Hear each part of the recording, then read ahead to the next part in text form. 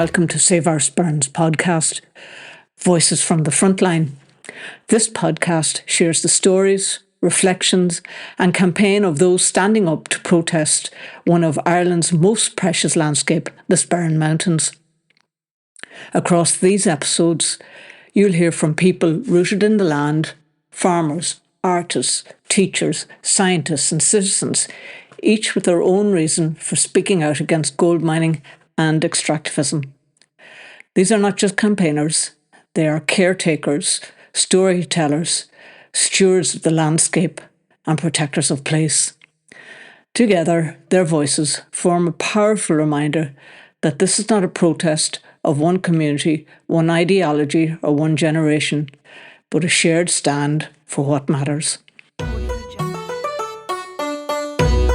Today on the podcast, I'm speaking with someone whose presence in the Sperrins during our 10-year anniversary was a powerful reminder that what's happening here matters far beyond these hills and valleys. Mary Lawlor is the United Nations Special Rapporteur on Human Rights Defenders. She spent a lifetime standing alongside those who speak up, often in dangerous or politically hostile environments, to defend land, life and justice.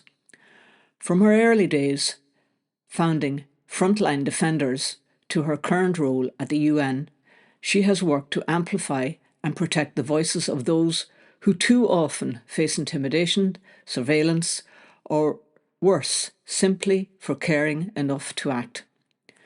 Mary has followed the Save Our Sperrins campaign for some time, and in 2020, she raised serious concerns about the policing of environmental protests in this area. Her visit to our community this summer was both a recognition and a reminder that the right to defend the environment is a human right and that small places on the map carry global significance. Good afternoon, Mary, and thanks for joining with me today. It really means a lot to me to have you with us. You spent decades standing alone alongside those who defend human rights and the natural world, often at great personal risk. And your visit, I feel, to the Sperrins for our 10-year anniversary was moving and hugely affirming for us. I'm really looking forward to this conversation, both to hear your reflections and really to explore the wider context of environmental defence in these times. So if you're okay, we'll jump straight in. How are you today and where are you? I'm fine. I'm in Dublin. I have to go into Trinity after this. It's Daniel O'Connell's 250th anniversary, so I'm on a panel for that. Yeah, so that's I just function day by day, because it's easier. I understand. Grateful that you got the time to squeeze us in. Appreciate it. So could you tell us a little bit about your journey and how you ended up as UN Special Rapporteur? Yeah, well, I started in 1975 doing human rights work. It was really as a result, it was really mainly because of Sean McBride, who was an Irishman. He won the Nobel Prize, the Lenin Peace Prize and the American Medal of Justice. So the three kind of disparate ideological prizes, but he was a founding member of Amnesty International, and my sister was sent to interview him, and then she worked for him while she was in college, and then another sister worked for him, and he basically adopted the family. And it was through him, because I was sent to collect him from the airport one night, and he was coming back from the USSR, and it was it was midnight. I collected him, and we came back to the house, and he asked me would I come in and help him with his mail, and I said yes, and we went in, and he answered every single letter to anyone who had written to him while he'd been away, and they were all looking for help. of one kind or of another. And it had a huge impression on me because he was in his 70s at the time, and I wondered why he cared so much, you know. So as a result of that, I joined Amnesty. Now, Amnesty in those days, there were less than 100 members, and basically the board were kind of, I was young then. They would have all been my age then. So I was on the board for about 14 years, mainly because there was no one else and it was a voluntary organisation. But I thought I'd be doing really interesting work, but actually I was put fundraising, and I had to have these wine and cheeses every year, which basically raised about 1,000, which was very good money in those days, and it kept the section going. But then I was very fortunate in that Louis Le Brocq decided he was going to have an art auction for Amnesty. We made £123,000 out of that, and out of it I bought a building. So that was the beginning of the professionalisation, I suppose, of Amnesty. I stepped down as chair because I had achieved what I wanted to do. We'd built up membership, we got a building, we had hired one staff member. But then the staff member didn't last too long, a couple of years later, and I continued as a volunteer. But a couple of years later, the job of director came up, and I was director then for 12 years. And during that time, you know, there were some achievements that the members, and I bring it back to the members because I think it's the same for Save Our Sperrins. It's the collective power of the people. So the abolition of the death penalty happened. The covenants on economic, social and cultural rights and civil and political rights, these are the covenants that give force to the Universal Declaration of Human Rights. Ireland ratified them. So they were significant wins. So then anyway, after that, fast forwarding, I left at the end of 2000 because I really wanted to concentrate on trying to protect human rights defenders at risk because of their human rights work. So then I stayed there. I started Frontline Defender, stayed there until I retired as executive director. And then after that, I was just volunteering with different organisations, and the job of UN Special Rapporteur came up. The Irish government nominated me, and I was lucky in that I eventually got it. And I've been doing it for 5 years now. Oh, that's quite a story. And I'm sure there's much unsaid in those brief few sentences that would take several more interviews to dig into. But I'm conscious of our time today. So Sean McBride was your catalyst, you might say? Yes, because he was the first person that I met. I was very, you're thinking back, I was born in 52. Ireland was a very insular place, around that time. Like my mother had to resign when she got married. She was a doctor because as a married woman, she got no pension. There were all these, and apart from, the schools, the Trócaire collections, nobody knew anything really much growing up about what was going on in the world outside. So he was the first person who opened my eyes, I suppose. But then once I was in Amnesty, of course, that was like all the blindfolds came off me. Yeah. I can just about, I was born in 59 myself, so I lived in that in the 60s, and I can relate to your story about your mother. My own mother started up a business, a knitting factory in a place called Kilcullen, County Kildare. She was employing 30 women. She could not get £3,000 bank loan from the bank manager. Yeah. It had to be given to her husband. And she was employing the whole blinking village at the time, which was interesting, Mm-hmm. Anyways, leaving that. If you like, I'll tell you about the two defenders that got me interested specifically in human rights defenders. The first kind of. Yes, please. Well, one of them was a little boy. His name was Iqbal Massa. He was a Pakistani child labourer, and he had been sent into bonded labour because of his family's financial difficulties to carpet makers, because as you know, they needed small fingers for carpets.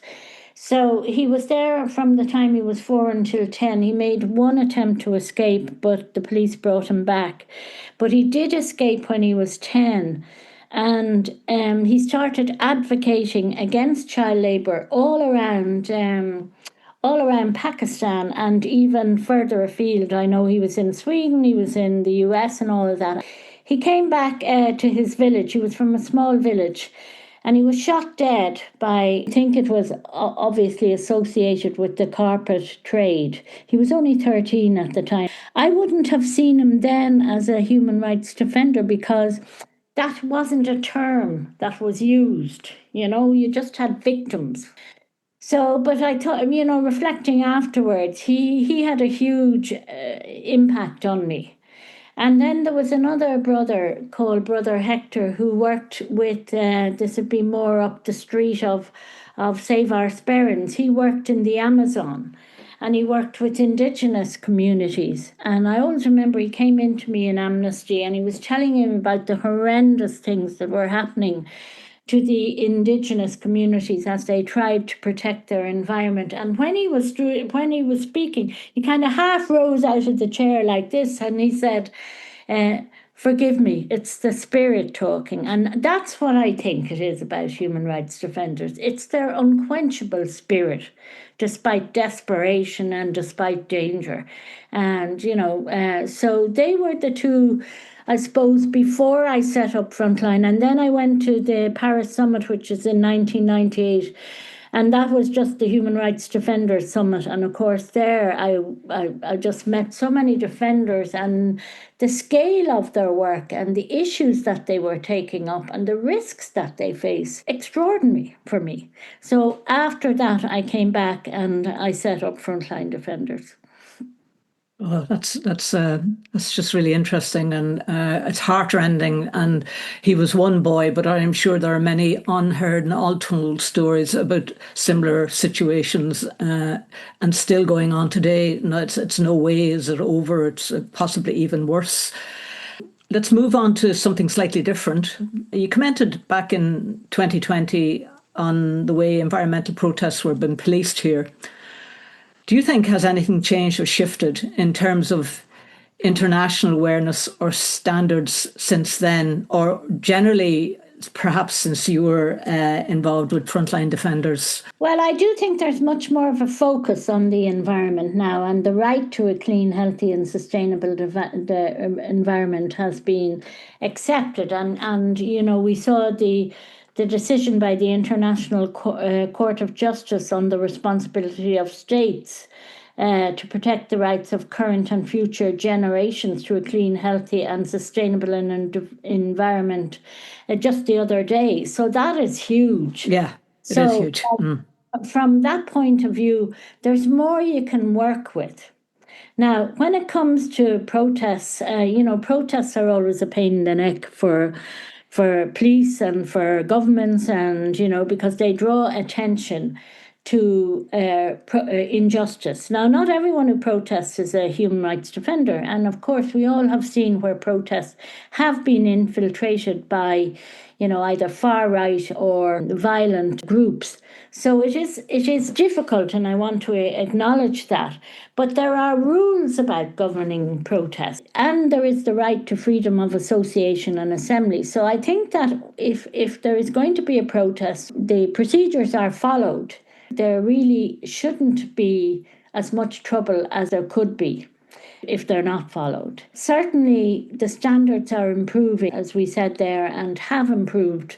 So I do think there's a much greater awareness now of the need to protect the environment, even since 2020. Yeah, it's certainly much more part of the main conversation. It occurs to me, though, that freedom of association and right to assemble has gradually been eroded, particularly in the UK, with the new legislations on what protesters can and cannot do. It's not just quite as bad here in Northern Ireland just yet, but whatever happens over there tends to be repeated here in the north. That's a source of concern for a lot of people right now. Have you any comment on that? Or? Yeah, well, I mean, it is true. What's happening in the UK and some other European countries is very worrying. You know, we've taken up cases in the UK. Stephen Gingle, I think, you know, he's a slow marcher. He got 6 months in prison as a sentence. I mean, it isn't all, I suppose, a blanket crackdown.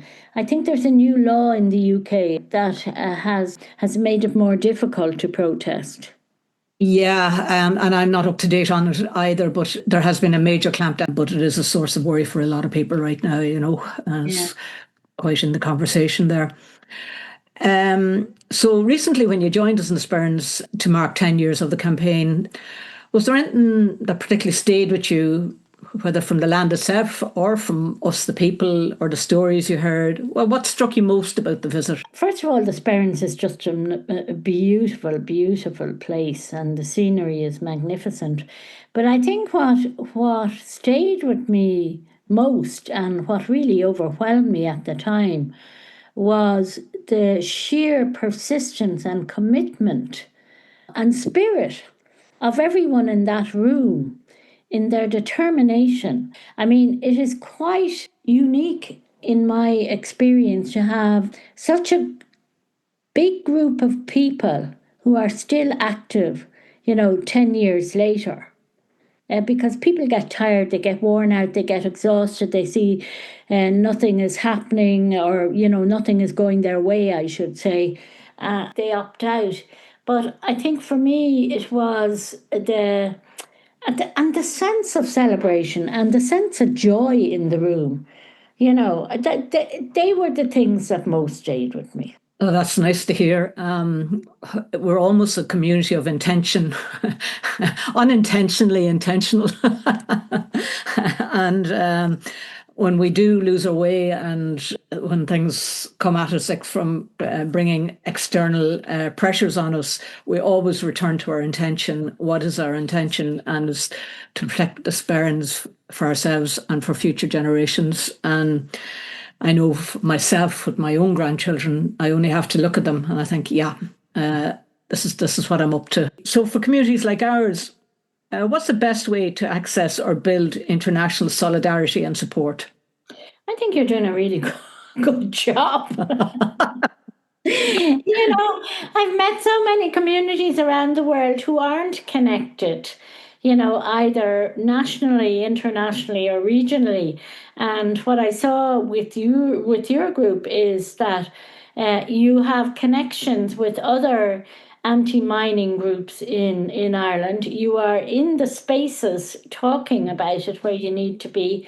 You've mobilized, you've mobilized the trade unions and other actors. You've got media attention. You use the law. I mean, to me, it's an example of the best kind of campaigning.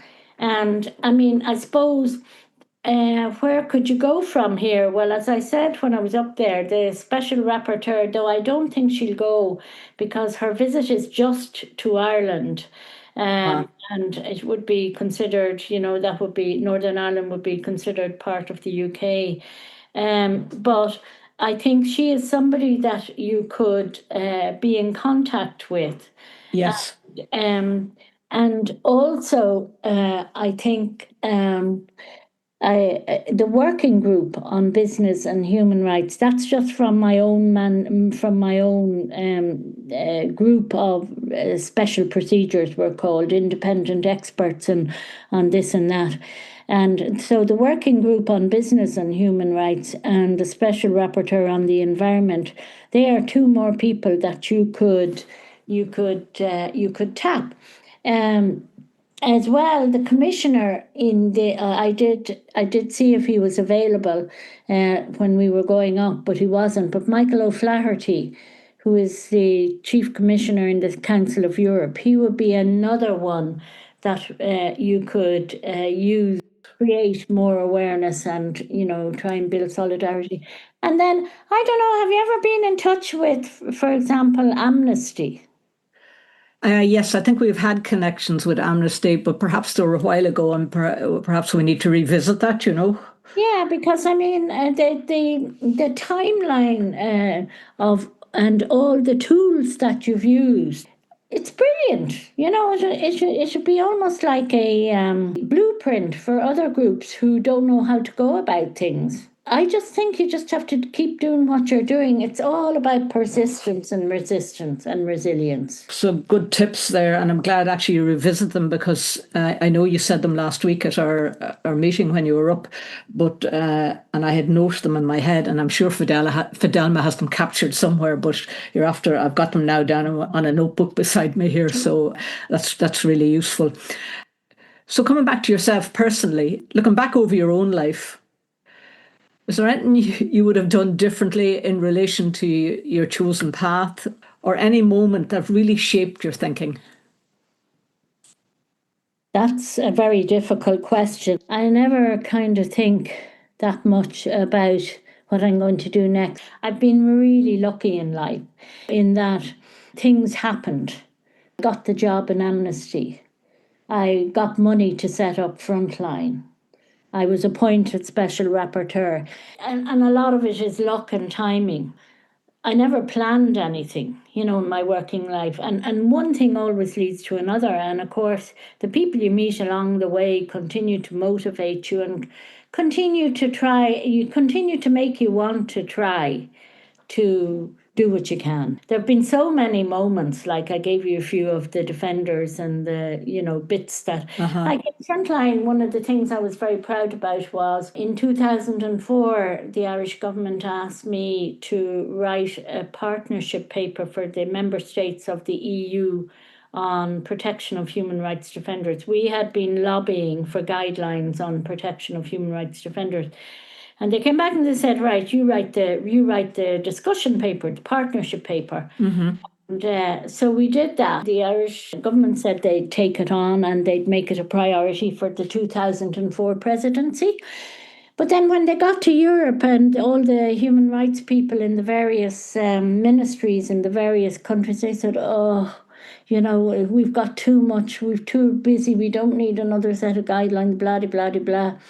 So that looked like it was going to be the end of it. So we thought, and there's always a way around something. So what we did was we moved it up to a higher committee, the Public Security Committee, that's it, in Brussels. And we also found out that Brian Cowan was coming back.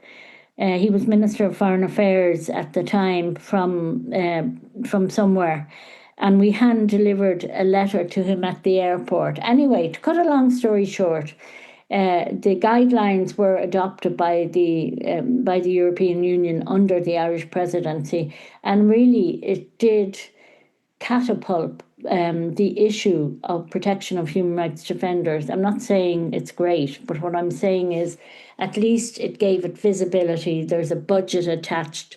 There are guidelines on what embassies should do in every European country, in every country outside of Europe, every European embassy, if somebody is a human rights defender and has been harassed or threatened or worse. So that was a good boost. A defining moment, perhaps, for you. Okay. Looking at the bigger picture for a moment, if you'd one wish for the future of the United Nations, what would it be, and what difference would that make? Well, I think the United Nations is a very dysfunctional organisation. Part of it is the fact that the states themselves are polarised and won't come together and take universal action on issues of injustice. Every state is driven by its own strategic and political interests. They go easy on their friends and they dump on their enemies. And there's no such thing, in my view, as a good state. There are some who are better than others, but there's no state that I know of who abides fully by international law and the standards to which they have agreed when they became a member of the United Nations and the body of standards that has built up since then. They do the rhetoric, but they don't do the action.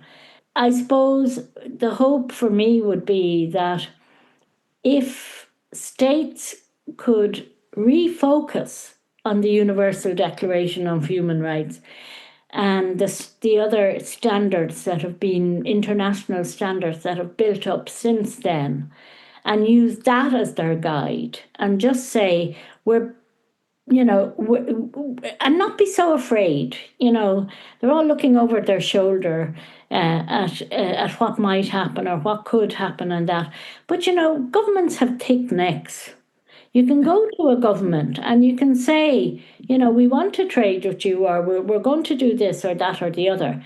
But at the same time, you can, give out about their human rights record, because the Universal Declaration of Human Rights is universal, and it applies to all member states. So you're not doing anything that you shouldn't be doing. Yeah. And the covenants that give force to them, and the environmental standards that have been accepted, and all that. So it's not as if they're stepping out of the modus operandi that they agreed to, So, and then the reform of the Security Council, that really needs to happen. But of course, the Security Council members won't allow that to happen. So they'd be two things. And then on the other side, like the whole administration of the I don't know how to put it, the machinery, the staffing, it is it's like everything else. When it gets big, it gets bureaucratic. There are so many checks and balances in place, and even if I write a communication about a state, it has to get 2 clearances after I've finished with it. I'm not even allowed to see the SharePoint, the internal SharePoint of the United Nations. So there's all these really crazy kind of elements that really need a good root and branch reform. No, that's a fascinating insight into it. It seems to me that they're almost rendering themselves obsolete by the bureaucracy, by, as you aptly put your finger on it, living from a place of fear. And humanity in general, when we live in fear, we close in on ourselves and possibility closes down. But when we live in a place of love, that creates new possibility. Different things open up in the world. But I guess if I stood up in the United Nations and said that, it wouldn't land.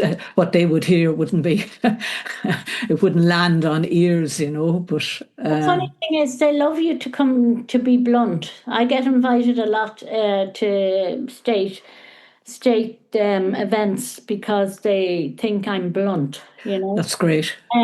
But you see, the problem is, it's also the way diplomacy works. All the people who are the ambassadors and the young diplomats attached to the United Nations in the missions, they all have to report to their own governments, and they are their bosses are the ministries of foreign affairs. Yeah. So they can't go on a solo run either.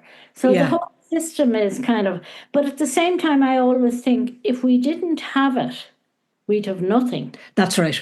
That's right. And so I still believe in the United Nations. I would like to see it work in a better way. Yeah. And that being said, I should say there are successes. There are, oh yeah, a lot of successes with the United Nations. For sure. Yeah. And if we hadn't have had them since the end of the last World War, it might have been a different world again, So we don't know how those successes have rippled out and changed how humanity reacts to humanity. Yeah. So you've stood beside people in some incredibly difficult situations. What keeps you hopeful? Well, I think, I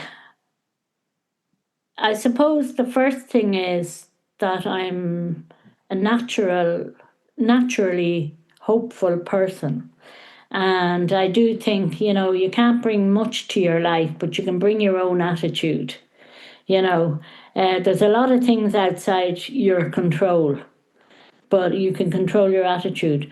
But more than that, I mean, when I started in the 70s, there were terrible things going on. I mean, I can remember the first image I saw of it when I joined Amnesty was this little Indigenous child. She was about 5, and there was this brutal soldier with a machete over her head. Now, you didn't see whether she was being killed or not, but it looked like he was just going to kill her. She was running away, and she had terror in her face. And that image stayed with me. But at that time in Latin America, it was all full of military dictatorships. Like, you had, you had Chile, you had Argentina. They were dropping people out of planes. They were abducting the fathers and mothers and killing them of the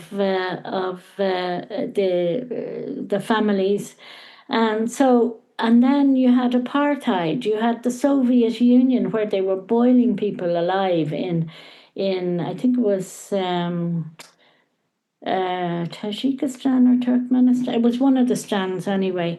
Really horrific violations, and you had the use of psychiatric drugs on people. And then you had Northern Ireland, of course, and you also had, just human rights abuses like the treatment of women, which you still have, but then, and of course, homosexuality was pretty much criminalized everywhere.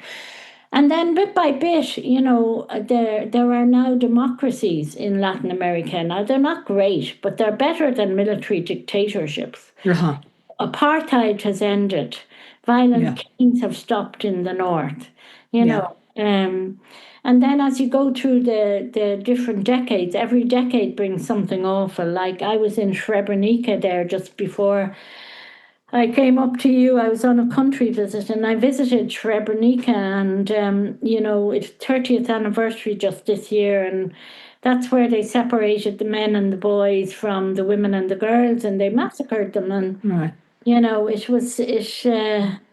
it was very haunting for me to be there, because when I was in Amnesty, we actually took a convoy of buses across Europe to the borders, with the message: stop the killing, stop the torture, stop the rape, bring the perpetrators to justice. So I mean, every decade. Then you had, Sierra Leone, you had the genocide in Rwanda, you had Syria, you had Afghanistan, you have Congo forever.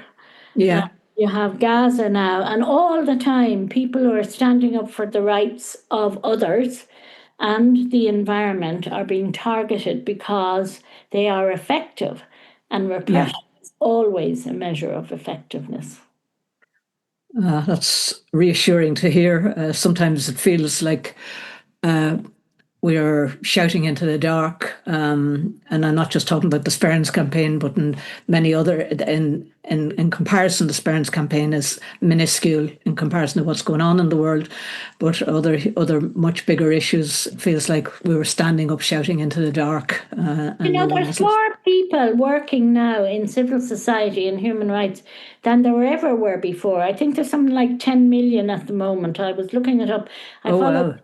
I follow this some kind of scientific website that tries to measure these things. So, but you can see it yourself. You can see it yourself. There's more people involved in community organizations, in specific organizations dealing with the rights of women, of children, of prisoners, of homeless. You see it, and it is, and they will always be there. I suppose that's my point. There will always be people who hold the line and who will be upholding their values. This far and no more. So a quick word for those on the ground who are feeling worn out, afraid. or just not sure how much longer they can keep going? Well, I suppose, I think you just have to make your human rights work like breathing. You get up in the morning, you do a bit. Yeah.